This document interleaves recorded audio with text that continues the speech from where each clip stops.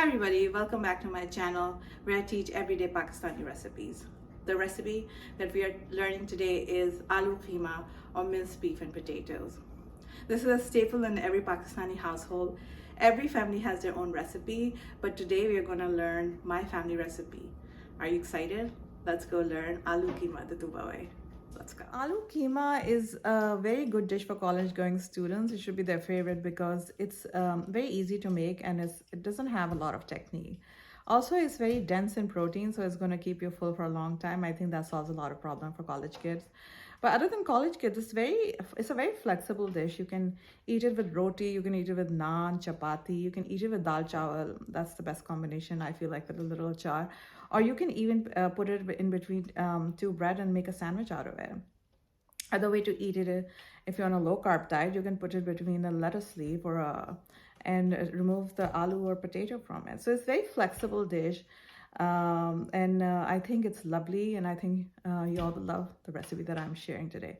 So let's go start with the recipe. Let's go. Ingredients for today's recipe are 2 pounds of ground beef, and you can alternate it with chicken or mutton to your liking.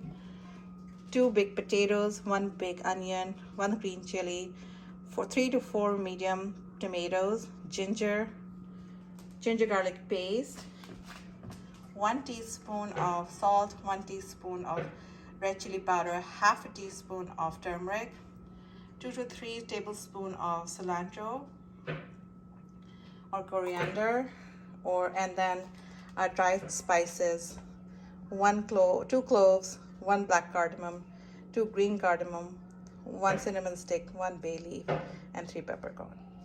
1 to 1.5 cup of frozen peas.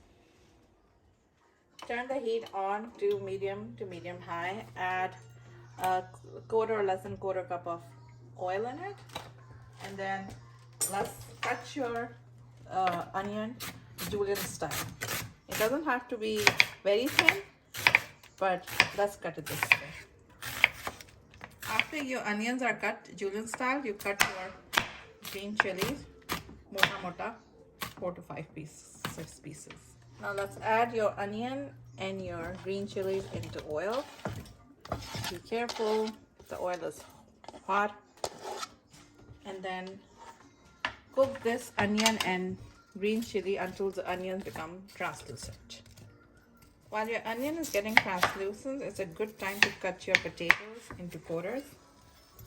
So cut your potatoes into quarters to be added later to your salam or your dish. Another thing to cut is tomatoes. So the same way, cut it in cubes to be used later in the curry. So this is all part of the prep process. So in this recipe, we are cooking which is starting with onions, and we're also prepping side by side, so we are not wasting any time. Now that the onion is translucent, add your ground beef in it. Add your spices. That's my son is helping me. 1 teaspoon of salt, 1 teaspoon of red pepper, the java leaf, and half a teaspoon of turmeric. Ali, what is this? Turmeric. Then we also add our dried spices to it. Dried spices? Yeah, and then we start honing it. Or mixing it. Honing it? So you mix it well. Mix all the spices well. And we will probably cook it for another 10 minutes. And I'll show you, and what we're trying to achieve is brownness of the qeema or the minced beef, and then again the oil to come up. So abhi the beef is gonna release its own water because it has water in it, and it's gonna cook in its own fat and water. So we'll wait until the water is released and it evaporates and the oil comes back again. So let it cook, and then we'll hone it more. So this is the water that I was talking about. So this has water in it, and this water will evaporate eventually, and then all the oil will rise up, and the bhuning process will start. Again, the bhuning process is unique to Pakistani cooking, and that's the only way we make our meat. So wait for the water to evaporate and let it cook. So this is after at least 2 to 5 minutes of cooking, but it's very quick because it's small pieces of beef, so it cooks quickly. So I'll show you when it starts to bhun. So now this is after almost 10 minutes of cooking. You see how the oil has come up. Again, we have achieved the bhuning. We can keep bhuning it, but what I want to add right now in the bhuning process is 1.5 or maybe 2 teaspoons of ginger garlic paste, so that it takes out the game of the beef and it gives us a really nice taste with the ginger garlic. So let's bhun it with this for at least a couple of minutes, and then we'll add tomatoes to it. On this cooking with ginger garlic, as you see, I've turned the heat on. I remember I said cooking in Pakistani cuisine is involves turning up and down the heat. So at this point, you're going to turn the heat high and cook it with ginger garlic on a high heat to, get the right kind of bhuning and a little bit of caramelizing on the of the beef. Now you almost, after cooking in a high heat, you almost start hearing the beef screams, You hear it? You hear the scream? Yeah.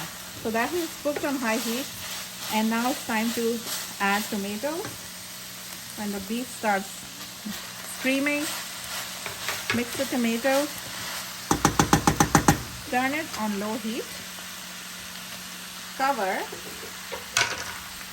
and then the cooking process, this is still not contained, the cooking process continues on low heat. So after 5 to 7 minutes of cooking on low heat, you uncover it and you see how tender these tomatoes are, so they're easy to mix in the qeema. So now you increase the heat again to medium high and bhun it again.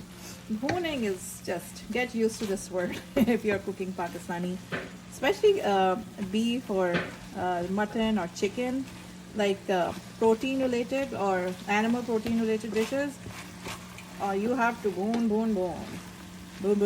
That's the process. Bhoon.